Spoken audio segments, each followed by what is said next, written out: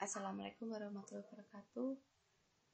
Selamat datang pada video saya. Hari ini adalah pertemuan yang ke-7 mengenai membangun model kebutuhan.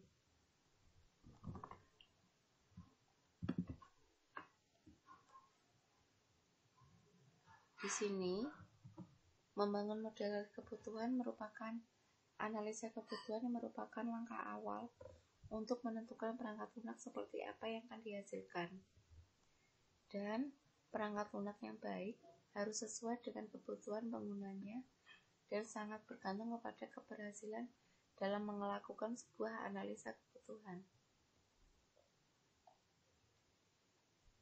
Di sini model kebutuhan sendiri merupakan proses yang mempelajari kebutuhan memakai untuk mendapatkan definisi dari kebutuhan sistem. Untuk pengertian yang kedua, yaitu merupakan proses untuk menetapkan fungsi dan unjuk kerja perangkat lunak, menyatakan antarmuka perangkat lunak dengan elemen-elemen sistem yang lainnya, serta menentukan kendala yang harus dihadapi oleh perangkat lunak tersebut. Sehingga dapat disimpulkan bahwa analisis kebutuhan merupakan sebuah proses untuk mendapatkan informasi, model, dan spesifikasi tentang perangkat lunak yang diinginkan klien atau pengguna.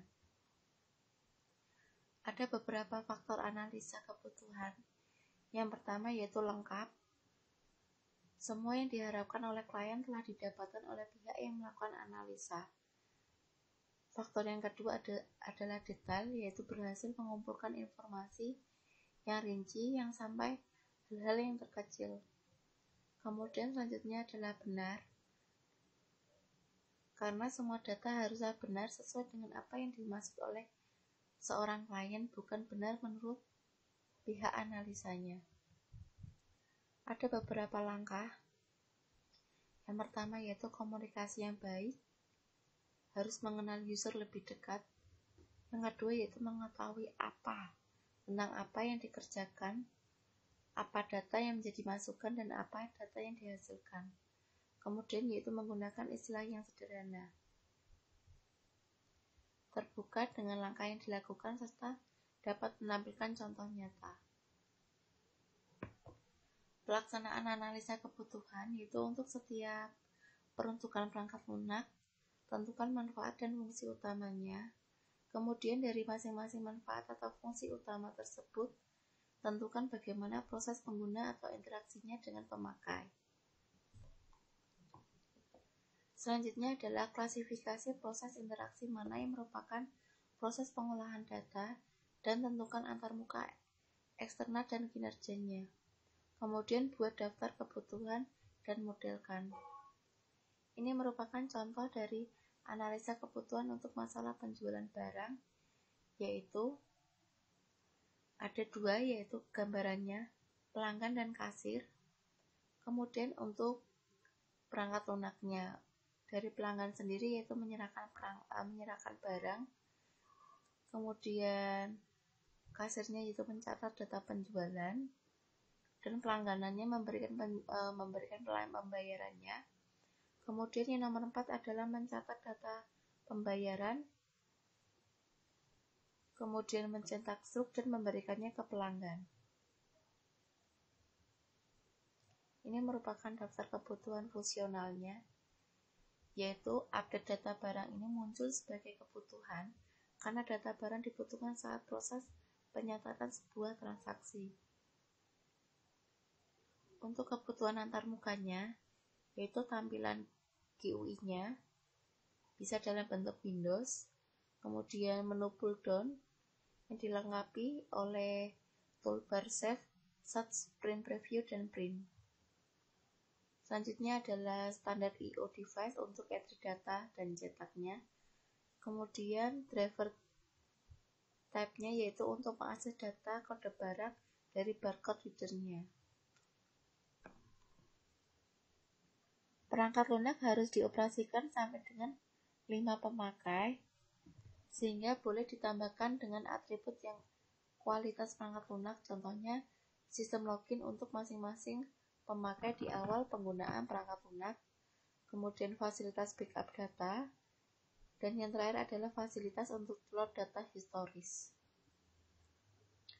Selanjutnya yaitu dapat menggambarkan kebutuhan fungsional perangkat lunak.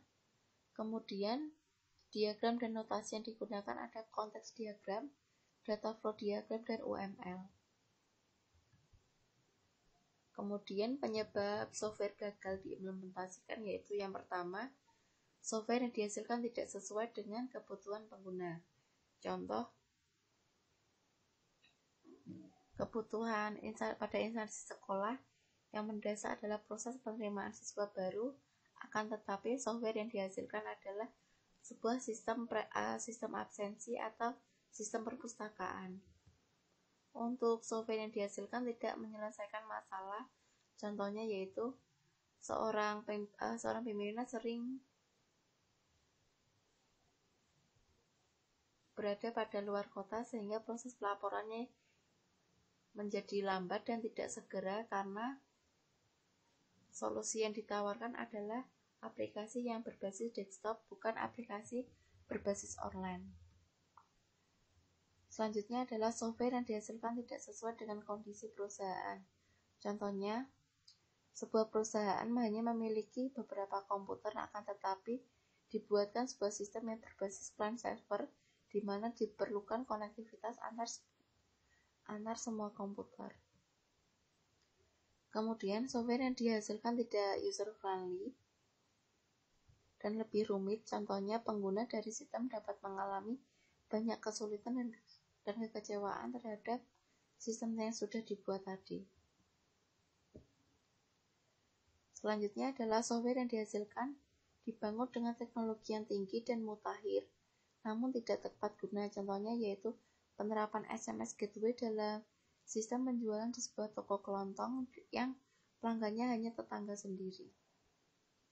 Akan tetapi, software yang baik adalah software yang sesuai dengan kebutuhan dan keinginan pengguna, serta menjadi solusi dari permasalahan yang dihadapi oleh pengguna maupun perusahaan. Ada beberapa kerangka tahapan dalam pengembangan aplikasi. Yang pertama adalah assess need, yang kedua desain spesifikasi, kemudian yang ketiga adalah test software, yang keempat ada implement system, kemudian yang kelima ada support system, dan keenam adalah evaluasi dari performa tersebut. Demikian yang dapat saya sampaikan pada mata kuliah hari ini mengenai membangun model kebutuhan pada APBO ini. Sekian dulu, selamat siang. Wassalamualaikum warahmatullahi wabarakatuh.